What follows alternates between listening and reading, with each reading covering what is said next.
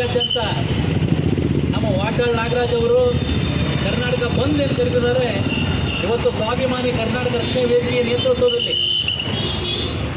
KEB Ganapati ಗುಡಿಯಿಂದ bike rally ಮಾಡುವ ಮುಖಾಂತರ ಇವತ್ತು ಫೋರ್ಟ್ ಸರ್ಕಲ್ನಲ್ಲಿ ಒಂದು ಪ್ರತಿಭಟನಾ ಮೆರವಣಿಗೆ ಹಮ್ಮಿಕೊಳ್ಳಲಾಗಿದೆ.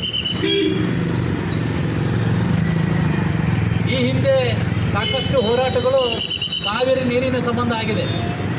ಆ ಹೋರಾಟದ ಜೊತೆಯಲ್ಲಿ ಕರ್ನಾಟಕ ರಾಜ್ಯದ ಕನ್ನಡ ಪರ ಸಂಘಟನೆಗಳ ಒಕ್ಕೂಟ ಇವತ್ತು 13ನೇ ತಾರೀಕು ಕರ್ನಾಟಕ ಬಂದ್ ಕರೆದಿದ್ದಾರೆ.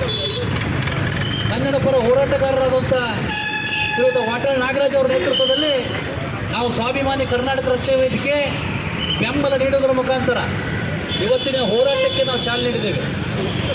ಬಹುಶಃ ಇತಿಹಾಸದಲ್ಲಿ ಕಾವೇರಿ ನೀರಿನ ಹೋರಾಟ ಅತ್ಯಂತ ಜ್ವಲಂತ ಸಮಸ್ಯೆ ಆಗಿದೆ.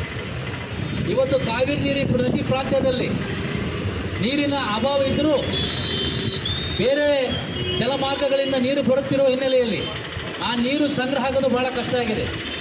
ಅಂತಹ ಸಮಸ್ಯೆಯಲ್ಲಿ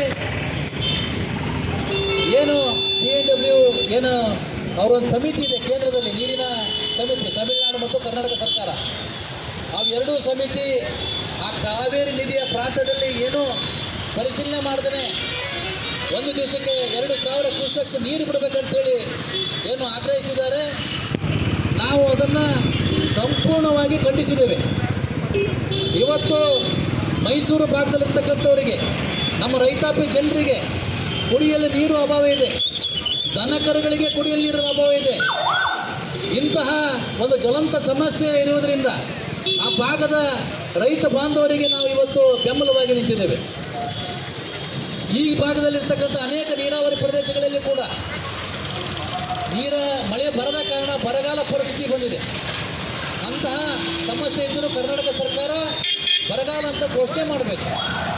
ಅದರ ಜೊತೆಯಲ್ಲಿ ಮಂಡ್ಯ, ಹಾಸನ, ಮೈಸೂರು ಇನ್ನುಳಿದ ಭಾಗಗಳಲ್ಲಿ ಕುಡಿಯಲು ನೀರು ಬೆಂಗಳೂರು ಹಿಡ್ಕೊಂಡು ನಮ್ಮ ತಿಳಿದ ಮಟ್ಟಿಗೆ ಹತ್ತತ್ರ ಒಂದು 2 ಕೋಟಿ ಜನಸಂಖ್ಯೆ ಇರ್ತಕ್ಕಂಥ ಪ್ರದೇಶದಲ್ಲಿ ಇನ್ನೊಂದು 2-3 ತಿಂಗಳಲ್ಲಿ ಭಾಳ ದೊಡ್ಡ ಜ್ವಲಂತ ಸಮಸ್ಯೆ ಆಗುವಂಥದ್ದು ಕಾಣ್ತಾ ಇದೆ.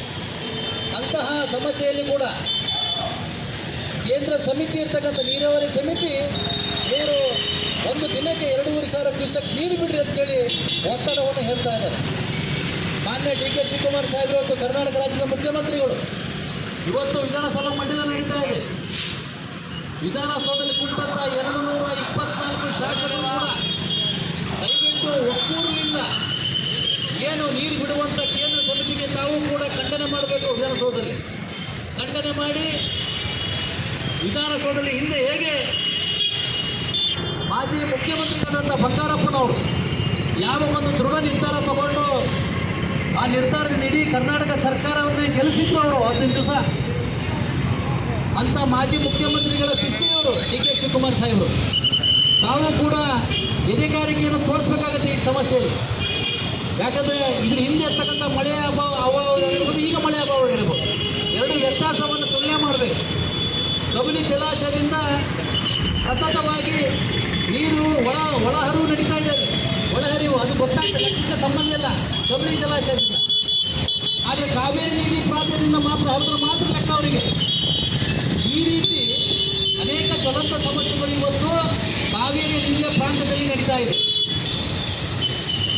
ನಾವು ಕೇವಲ ಬೆಂಗಳೂರು 300 ಕಿಲೋಮೀಟರ್ ದೂರ ಇದ್ದರೂ ಕೂಡ ಅಲ್ಲಿಯ ಜ್ವಲಂತ ಸಮಸ್ಯೆಗಳನ್ನು ಆಲಿಸುವಂತಹ ಉತ್ತರ ಕನ್ನಡದ ಜನರು ಇವತ್ತಲ್ಲಿ ರೈತಾಪ ಜನರಿಗೆ ಬೆಂಬಲ ಕೊಡ್ತಾ ಇದ್ದಾರೆ. ಅಲ್ಲಿ ರೈತರು ಸಾಕಷ್ಟು ಹೋರಾಟಗಳು ನಿತ್ಯ ನಿರಂತರವಾಗಿ ಮಾಡ್ತಾ ಇದ್ದಾರೆ. ನಾವು ಗಮನಿಸಬೇಕಾಗಿದೆ, ಸತತ 15-20 ದಿವಸಗಳಿಂದ ಹಾಸನ, ಮಂಡ್ಯ, ಮೈಸೂರು ಭಾಗದಲ್ಲಿ, ಬೆಂಗಳೂರು, ತುಮಕೂರು, ದಾವಣಗೆರೆ ತನಕ ಹೋರಾಟಗಳು ನಿತ್ಯ ನಿರಂತರವಾಗಿ ನಡೀತಾ ಇದೆ.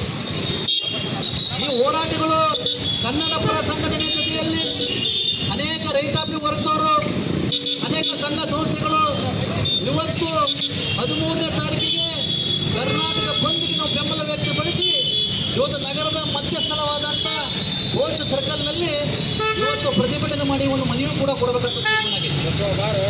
ಇವತ್ತು ಕನ್ನಡ ಪರ ಸಂಘಟನೆ ಮುಂಜಾನೆಯಿಂದ TV ಮಾಧ್ಯಮದಲ್ಲಿ ಬರ್ತಾ ಇದೆ.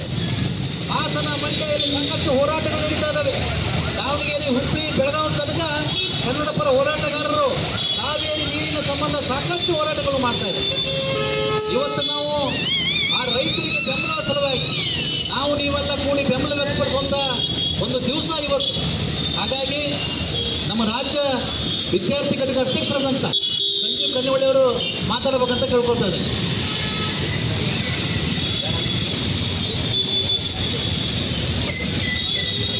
ನಮ್ಮದು